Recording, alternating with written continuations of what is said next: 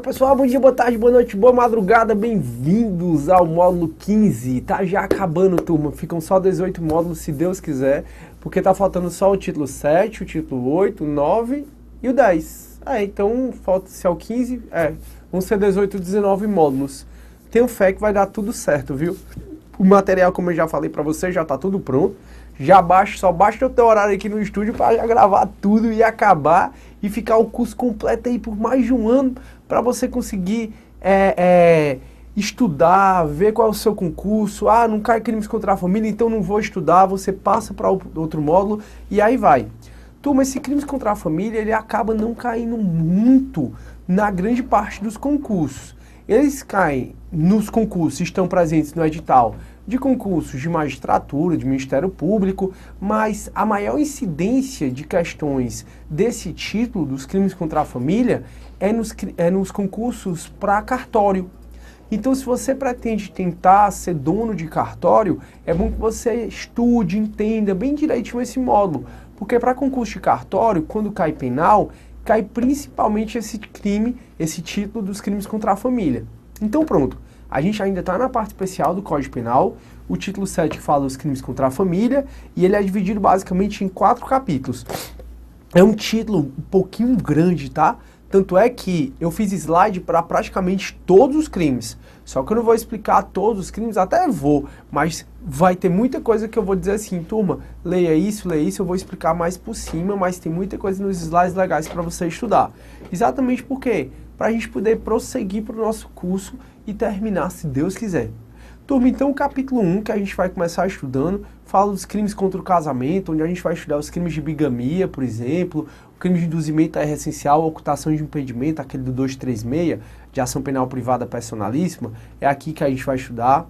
Tem também dos crimes contra o estado de filiação, como a adoção à brasileira, aquele crime, queridos amigos, que o brasileiro faz, principalmente no interior, e tem maior orgulho de dizer que faz, né? Assim, ele não sabe o que é crime. Então eu que ando muito interior, é muito comum. Ah, eu dei a minha filha, não sei quem me deu a filha para criar, eu peguei e registrei meu nome como se fosse mãe. Não pode, isso é crime, a gente vai ver a chamada adoção à brasileira, o jeitinho brasileiro. Tem dos crimes contra a assistência familiar, aqui o pai que deixa de pagar a pensão alimentícia para o filho, por exemplo, pode incorrer nesse crime. Existe também aqui dentro o crime da gente que abandona os pais, porque os pais cuidam muito da gente, só que chega uma hora, né, que a vida é um ciclo, né, digamos assim, você vai, tem a dependência, depois consegue se tornar autônomo, criar sua própria vida, só que quando vai terminando a sua vida, você volta a ter dependência das pessoas. E a família e os filhos, algumas vezes, ao invés de cuidar daquela pessoa, eles jogam, eles não cuidam do idoso. Tem crime aqui para eles e também tem crimes contra o pátrio poder, tutela e curatela, que a gente vai estudar então todos esses crimes. Começando, turma, dizendo para vocês por que é que tem no Código Penal um título só para falar dos crimes contra a família. O fundamento da recepção desse título é basicamente o artigo 226 do Código Penal. Porque o artigo 226 do Código Penal da Constituição, porque o artigo 226 da Constituição, que está inserido no capítulo 7 do título 8 da Constituição, ele fala assim: a família, base da sociedade, tem especial proteção do Estado. Então, se o Estado tem um dever constitucional de proteger a família, ele tem que atuar em várias áreas para proteger a figura familiar. E no âmbito do direito penal foi tipificando crimes que para evitar condutas que agridam a questão da família. Então o título 8 da Constituição, da Ordem Social, capítulo 7, da família, da criança e do adolescente. E aí, turma, esse mesmo artigo 226 da Constituição, ele traz vários tipos de entidades familiares. Então quando eu falo família, é lógico que vem para a nossa cabeça, na maioria das vezes, a família decorrente do casamento. Que provavelmente aqui você tem, aqui eu tenho, que é basicamente os pais que se casam e têm seus filhos. Só que hoje já se entende que o artigo 226 da Constituição traz um conceito exemplificativo do que é família. Ou seja, lá no 226 diz: a família é a decorrente do casamento, a família é a decorrente de união estável, que é a união de homem e mulher com a intuição de constituir família, de casarem, e a família monoparental. Família monoparental é a família de um dos pais com seus filhos. Então, o artigo 226 da Constituição Federal, ele traz que família é a decorrente do casamento, da união estável e da família monoparental. Por que a gente está discutindo isso? Porque virou direito civil, virou direito de família? Não. É porque se a gente está estudando os crimes contra a família, o mínimo que você tem que entender é o que é família. E o que eu estou te dizendo é que a Constituição traz 3 tipos de família. A família decorrente do casamento, união de homem e mulher, com o intuito de constituir família, a família decorrente da união estável e a família monoparental. A despeito da Constituição só trazer esses 3 tipos de família, hoje já é pacífico que esse artigo 226 da Constituição é exemplificativo. Tanto é que é permitido o casamento entre pessoas do mesmo sexo, entre união homoafetiva. Nesse caso, é família. É família também um dos irmãos cuidando dos outros irmãos porque não tem mais pai. Aí é família. A união homoafetiva, voltando a falar dela, pode casar ou pode ainda constituir uma união estável. Então, família são várias entidades, existem várias questões, várias situações em que consideram família, e não só essas 3 situações. E em relação à união estável, o parágrafo 3º do 226 da Constituição diz: para efeito de proteção do Estado, é reconhecida a união estável entre homem e mulher, com uma entidade familiar, devendo a lei facilitar sua conversão em casamento. Hoje já se pode considerar a união estável, mesmo entre homem e homem, mulher e mulher, e hoje já tem decisões até de um homem com 2 mulheres, de um homem com 3 mulheres, e aí vai. Turma, então a gente vai entrar no capítulo 1. Esse capítulo 1 do título 7 fala dos crimes contra o casamento, e basicamente ele vai do 235 ao 240. Agora eu vivo falando para vocês que em 2005 o adultério foi revogado, não sei se vocês lembram. Eu sempre comento, turma, só lei cria crime e só lei revoga crime. Em 2005, o adultério deixou de existir. Acontece então que esse capítulo 1 do título 7, da parte especial do Código Penal, tem um crime de bigamia, de induzimento a erro essencial, conhecimento prévio de impedimento, simulação de autoridade para a celebração de casamento e simulação de casamento. Vamos estudar todos esses crimes agora. Primeiro crime, o crime de bigamia. Turma, o crime de bigamia consiste basicamente em você casar 2 vezes. Ou seja, aqui no nosso ordenamento jurídico, a gente só permite que a pessoa casada não se case mais. Ou seja, uma pessoa só pode casar uma vez. Para ela casar novamente, é necessário que ou o cônjuge morra, ou, Deus o livre, né, mas acontece, ou que haja um divórcio. Então, só com o divórcio ou a morte do cônjuge, é possível que aquela pessoa que já casou, case novamente. Acontece, turma, que no Brasil ocorre muito das pessoas casarem 2 vezes. Por quê? Porque eu caso aqui no interior do Ceará, depois eu caso lá no Rio Grande do Sul. Quem é que vai descobrir?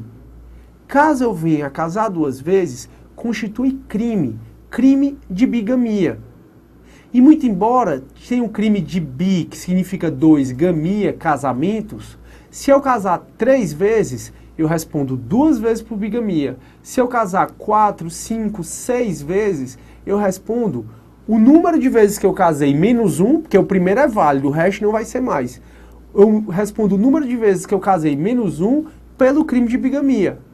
O que eu quero falar para vocês é que, muito embora tenha o nome bigamia, mesmo aquela pessoa que case 3, 4, 5, 6, 10 vezes, vai responder por esse crime de bigamia.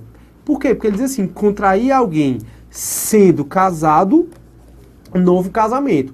Então, se a pessoa é casada, ela não pode mais casar, a menos que ou haja o divórcio, que hoje em dia está fácil, você casa num dia, se divorcia no outro. Antigamente você tinha que esperar pelo menos 1 ano para separar e depois converter em divórcio, mais ou menos, ou 2 anos para se divorciar direto. Então antigamente, até 2006 ou foi 2009, você só podia descasar, até 2009 você podia descasar caso passasse 2 anos casado. Agora não. Agora casou num dia, pode descasar do outro. Então, contrair alguém, uma pessoa sendo casado, novo casamento. É um crime doloso, claro. Não é possível que você culposamente case 2 vezes, né? Mas se acontecer, não vai ter crime. É um crime doloso que quer proteger as relações monogâmicas. E que, como eu falei, muito embora a bigamia diga 2 vezes você casar, se você casar 3, 4, 5, continua respondendo pelo crime de bigamia. Turma, aqui fala contrair alguém sendo casado, novo casamento. Eu acabei de ver com vocês o parágrafo 3º do artigo 226. E o parágrafo 3º do artigo 226 equipara, entre aspas, os efeitos do casamento ao da união civil. Então, estende os efeitos do casamento para quem tem união estável. Será que alguém, tendo 2 famílias, sem casar, comete esse crime? Então, é comum. Se você morar, não sei como é na sua cidade, mas eu falo assim, pela experiência própria que eu tenho no Ceará. E também pela própria experiência de jurista, que eu vejo muito casos jurisprudencial nesse sentido. A pessoa já tem uma família, só que é caminhoneiro, viaja muito e acaba tendo outra. Então ela tem 2 famílias e nenhuma delas ela casou. Ela está em união estável com as 2. Será que dá para eu interpretar casamento como se fosse união estável? É claro que não. Por que é claro que não? Porque não se pode fazer interpretação extensiva no direito penal para prejudicar o réu. Razão pela qual, quando a lei fala contrair alguém sendo casado, novo casamento, aqui casamento é o sentido estrito mesmo da palavra. E casamento, principalmente você, mulher, que tem aquele sonho, que vai realizar, tenha fé nisso, muito embora esteja muito difícil hoje, mas você, mulher, que tem aquele sonho de casar de grinalda, de branco na igreja, pois é, aquilo ali não vale para praticamente muita coisa não, vale para comprovar uma eventual união estável. Quando eu falo de contrair alguém sendo casado, um novo casamento, é o casamento que você faz em cartório, é o casamento civil. Então, se o cara casa no civil 2 vezes, comete esse crime. Agora, se ele casa na igreja e se ele casa no cartório com outra pessoa, ele não comete esse crime. Resumindo, aqui esse crime pune a pessoa que casou no civil com uma pessoa e sem que o cônjuge tenha morrido ou sem ter havido divórcio, ele casa no civil com outra pessoa. Então, não dá pra gente equiparar a esse crime, não dá pra gente equiparar esse crime nem a união estável, nem a pessoa que casou várias vezes na igreja. Porque casamento da igreja não tem tantos efeitos assim no âmbito do direito. Para considerar casado, casado mesmo. Para considerar no âmbito do direito casado, casado mesmo, é só o casamento civil. Aí é até comum, né, a gente encontrar, eu vejo um amigo meu com aliança, eu digo, e aí, cara, casou? Não, ainda não, só no civil. Só no civil, macho, tu já se lascou, agora a igreja é uma mera formalidade, macho, deixa de ser doido.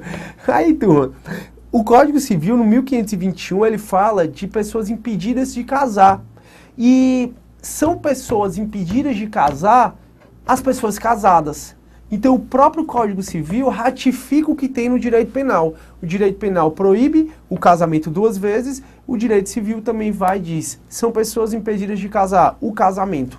Ou, são pessoas impedidas de casar, as pessoas já casadas. Como diz aqui, ó, não podem casar as pessoas casadas. Coloquei para vocês. Aqui é o Código Civil, certo? Por incrível que pareça, não representou nenhum ácido aqui no direito penal, porque o pessoal tem mania de gostar de civil e não gostar de penal, ou gostar de penal e não gostar de civil, e esquece que o direito é uma coisa só, que o direito é uma ciência só. Então você tem que gostar de tudo. E o Código Civil, lá no livro 4, quando ele fala direito de família, ele tem um subtítulo 1, que ele fala de todas as formalidades do casamento. O casamento, se duvidar, é o instituto mais formal do direito, porque tem que cumprir várias formalidades, como a publicação de editais. E lá no capítulo 3, fala dos impedimentos. Aí vem o 1521, inciso 6, e fala, não podem casar as pessoas casadas.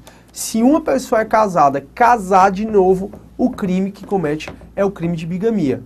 Portanto, o sujeito ativo desse crime é um crime próprio, porque o sujeito ativo necessariamente tem que ser uma pessoa casada. Não pode ser qualquer pessoa casada. Então é um crime próprio. Já o sujeito passivo, primariamente é o Estado. E secundariamente é o cônjuge. O cônjuge, desde que ele esteja de boa fé. Porque se o cônjuge concorda, também vai haver crime para ele. Então o sujeito passivo desse crime de bigamia, primariamente é o Estado. Secundariamente, vai ser o cônjuge. Mas desde que o cônjuge esteja de boa fé. A pessoa não sabia. Ou seja, eu casei com uma, depois casei com outra, e nesse caso, as duas de boa fé simplesmente representam o sujeito passivo desses crimes. Mas, se elas não tiverem boa fé, vai ter crime. Qual, professor? Esse aqui, do parágrafo 1º, que diz assim, ó. Aquele que, não sendo casado, contrai casamento com pessoa casada, conhecendo essa circunstância, é punido com reclusão ou detenção de 1 a 3 anos. Aqui é uma modalidade privilegiada para aquela pessoa que não é casada, mas casa com uma sabendo que é casada. Não entendi, professor. Turma, o João é casado com a Maria. Só que ele conhece e se apaixona pela Joana. E o João, ele tá lá com a Joana e a Joana fica, eu quero casar, eu quero casar, eu quero casar. E o João diz, não posso casar com você porque eu sou casado com a Maria. Imagina que o João, cearense arretado, e resolve casar com a Joana. Nesse caso, o João vai responder por bigamia no caput e a Joana, que não é casada, mas casou com o João sabendo que ele já era casado, responde pelo parágrafo 1º. Então, o João pelo caput e a Joana pelo parágrafo 1º. Mas, professor, eu quero saber o seguinte, e se a Joana já for casada também? Aí, tanto o João como a Joana, tanto os dois que já são casados e casam de novo, respondem pelo caput. Show de bola. Aqui, para esse crime, turma, do parágrafo 1º, do cônjuge que não é casado, mas sabe que o outro é casado e mesmo assim casa, a doutrina só requer o dolo, diz que tem que haver tão somente o dolo direto. Por que o dolo direto? Porque aqui, queridos amigos, ele diz, aquele que não sendo casado, contrai casamento com pessoa casada conhecendo essa circunstância. Então vamos supor que a Joana, que seja amante, ela diz, meu Deus, eu desconfio tanto que o João tem outra família, é casado com outra pessoa, só que ele me pediu em casamento, eu não vou ficar pra titia não, eu vou casar mesmo. E se ele for casado, eu não tô nem aí. Ou seja, se der uma questão onde a Joana agiu com dolo eventual, ela disse, tô nem vendo, eu assumo o risco mesmo, ela não responde pelo parágrafo 1º. Porque para responder pelo parágrafo 1º, tem que haver o dolo direto.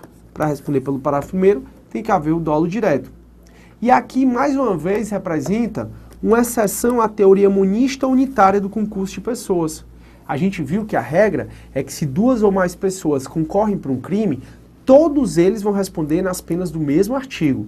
Acontece que, excepcionalmente, existe a quebra dessa regra, onde mesmo 2 pessoas concorrendo para o mesmo crime, uma vai responder por um artigo e outra vai responder por outro artigo, como é esse caso. Mesmo aquele que não é casado concorrendo para a bigamia, um vai responder pelo caput e outro pelo parágrafo 1º. É a quebra da teoria monista unitária. Objeto material é o casamento, que é a coisa sobre a conduta do agente, e o objeto jurídico é a preservação da família, a preservação do casamento monogâmico, coisa que não interessa tanto. Turma, então você deve estar notando que um dos pressupostos para a existência do crime de bigamia é que haja um casamento anterior válido. Então, bigamia é você casar 2 vezes. Só que só vai existir a bigamia se tanto o primeiro como o segundo casamento forem casamentos válidos. Todavia, o segundo casamento vai ser um casamento nulo por conta do primeiro. Mas o que eu quero dizer é assim, que para existir bigamia, o primeiro casamento tem que ser inteiramente válido. E o segundo também. Mas o segundo, ele vai ser nulo por conta do primeiro casamento. Porque você casar já sendo casado, o segundo casamento é nulo. Então o segundo vai ser nulo por conta do primeiro. O fato é que, Se não fosse essa nulidade do primeiro casamento, o segundo tem que ser todo válido, com exceção dessa nulidade da pessoa já ser casada.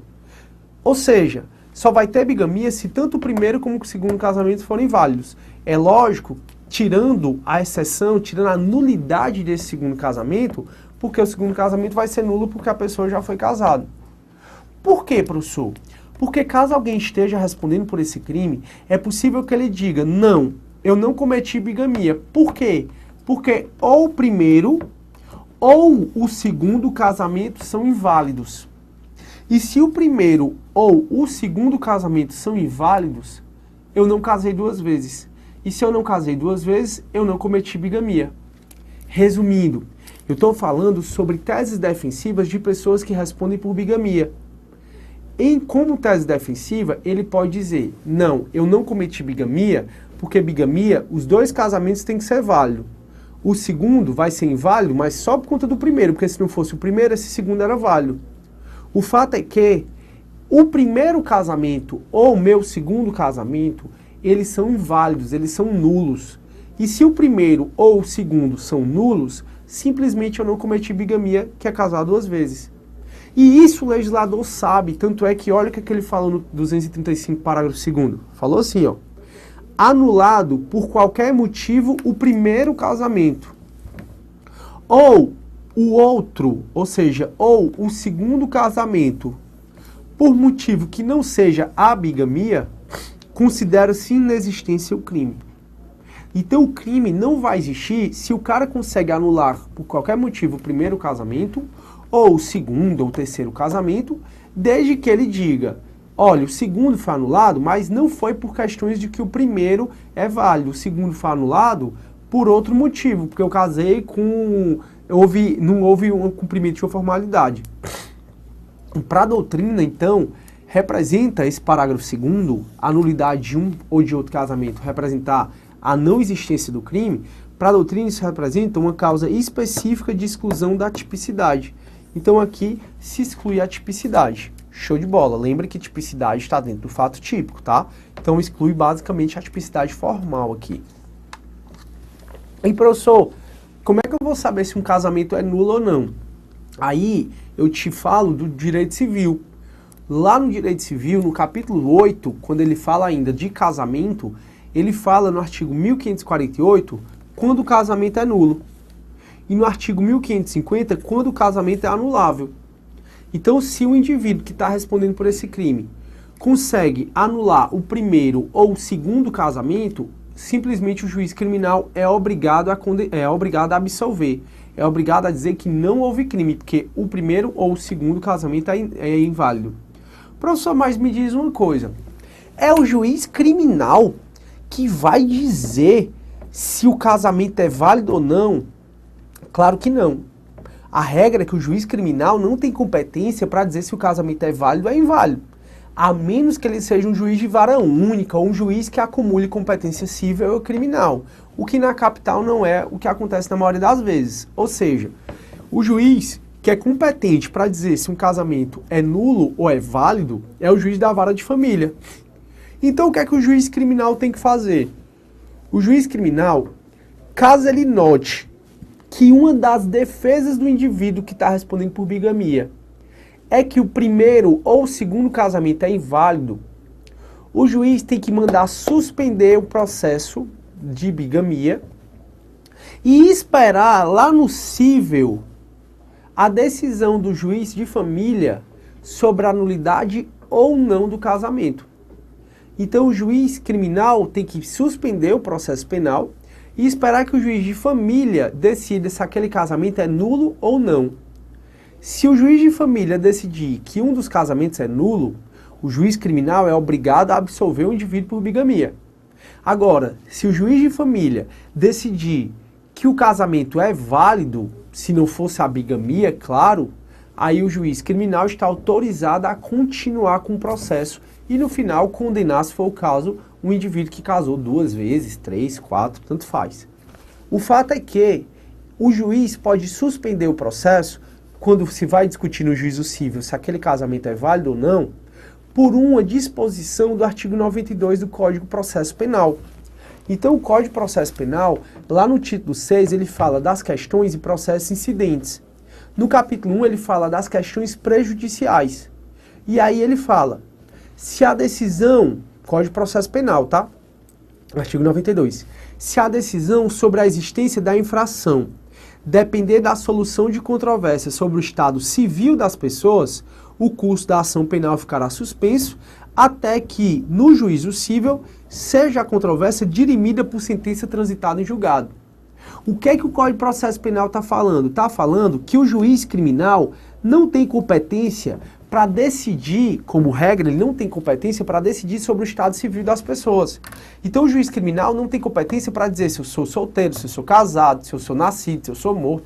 Estou brincando, mas sobre o estado civil das pessoas, o solteiro, quem é meu pai, quem é minha mãe, se meu casamento é válido, não se eu estou morto, porque o juiz criminal ele já vai para essa competência, mas o juiz criminal, veja, o Código de Processo Penal diz que ele só pode dizer que uma pessoa está morta com base na certidão de óbito. Aí até quando eu estou dando aula de processo penal, eu brinco, turma, a regra é a livre produção de provas, ou seja, você é livre no processo penal para produzir a prova que você quiser. Lógico que essa prova ela não viole a moralidade, os bons costumes, nem a ordem pública. Mas, em relação ao estado civil das pessoas, só se prova por meio de certidão. Aí eu digo, não adianta você chegar com a cabeça do cara na frente do juiz, que isso não prova a morte dele. Então veja, o Código de Processo Penal está admitindo que o juiz criminal ele não tem competência para versar sobre o estado civil das pessoas.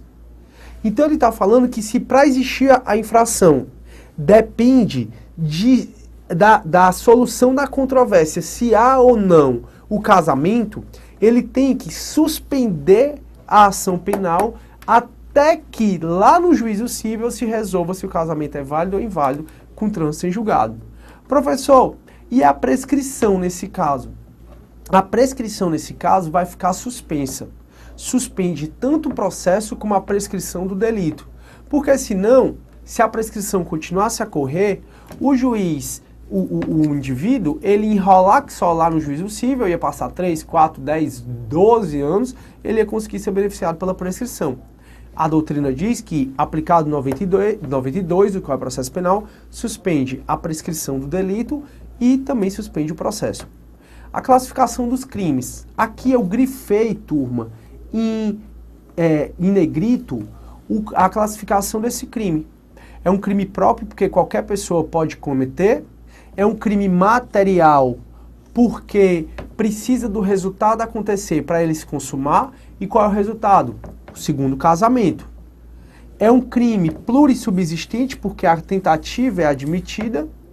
É um crime de forma vinculada porque a lei diz como você comete. Você só pode cometer bigamia casando 2 vezes, 3, 4. E é um crime plurissubjetivo porque depende de 2 ou mais pessoas, no caso 2 pessoas no mínimo, para ocorrer. Então é um crime próprio, porque o sujeito ativo só pode ser uma pessoa casada. É um crime material, porque a consumação se dá com o casamento, com o segundo casamento, esse segundo casamento sendo válido, tirando a questão da bigamia. É um crime plurissubsistente, porque a tentativa é admitida. É um crime de forma vinculada, porque só tem uma forma de você cometer esse crime, casando 2 vezes, 3, 4 e por aí vai. E é um crime plurissubjetivo porque depende de 2 ou mais pessoas. É um crime comissivo porque requer uma ação. E é um crime instantâneo porque é um crime que se consuma no instante em que você casa 2 vezes. Razão pela qual a consumação se dá quando o casamento se realiza. E professor, quando é que o casamento se realiza?